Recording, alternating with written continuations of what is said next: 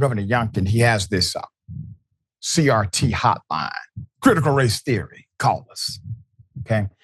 So a Black digital disruptor trolled it. Here it is. Virginia Governor Glenn Youngkin created a tip line to report critical race theory being taught in schools. I had a problem with that. So I wanted there to be an easy, fun, community-oriented way to get this tip line taken down as soon as possible. I coded a tool that allowed people to send song lyrics and lines from the B movie to the tip line. Essentially, it takes the name of a real school, a real city in Virginia, and spits out a very ridiculous report. For example, I have reason to believe Thomas Jefferson High School is teaching race. I overheard a teacher saying, Shoddy had them apple-bottom jeans. It's silly, it's goofy, it's just as unserious as the creation of a teacher reporting tip line itself, which is exactly what draws people to this kind of action. Democracy is just more fun and inviting when you take it into your own hands. After I finished the website, I sent it to my friends at Gen Z for Change. We all posted videos. Thousands of emails were sent from every state in the country and virtually every continent. And we had emails bouncing within 48 hours. Months later, the tip line was quietly officially shut down. Didn't even last a year. Because of the skills of a few, the platforms of many, and the will of hundreds of thousands of meddling kids, unified in our intolerance of injustice, we were far more powerful than a couple people in official positions of power. The stability of democracy internationally requires that we use whatever skills and resources we have to combat hate, bring movements to life, and stand united in solidarity with one another on every corner of the globe. Justice can't wait. So take what's in front of you, get really creative, and cause a ruckus. Call me Morpheus, for I have found the one. Put her up full mass. One of the most powerful statements she made is that you are stronger, you're more powerful than a couple of elected officials or officials in authority.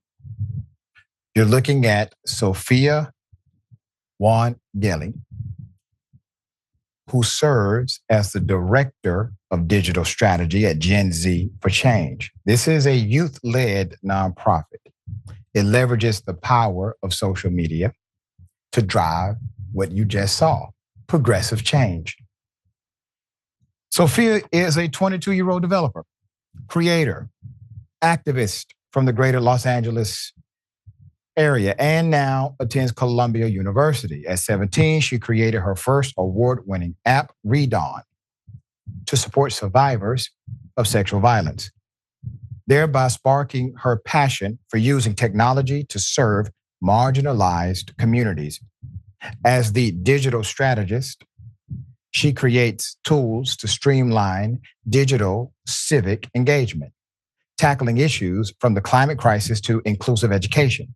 Most recently, she was a subject on the Disney Plus docuseries Growing Up, wherein she details our imperative ability to break free of internalized stereotypes and imposter syndrome. She has spent her academic career teaching more than 100 of her peers how to code, speaking to students in virtual and in-person classrooms about the importance of using their skills to create change, and sharing her ideas with larger audiences at conferences such as Aspen Ideas Festival and SXSW.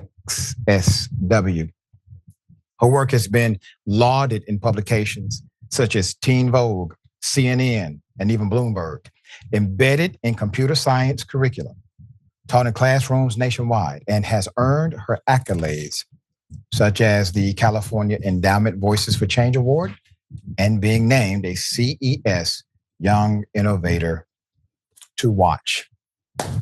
I applaud not only the amazing mental cognitive gifting of this brilliant leader, but the willingness to leverage it to create positive change in the world. Thank you. All right, thoughts? Yeah, and this is how you do change. This is how you respond to I can't say the word that I want to say. This is how you respond to government overreach and political incompetence and just irrational fear coming from our political leaders. You have to be smarter than the people perpetuating these fears. And this young woman has proven that it's not very difficult to outsmart them.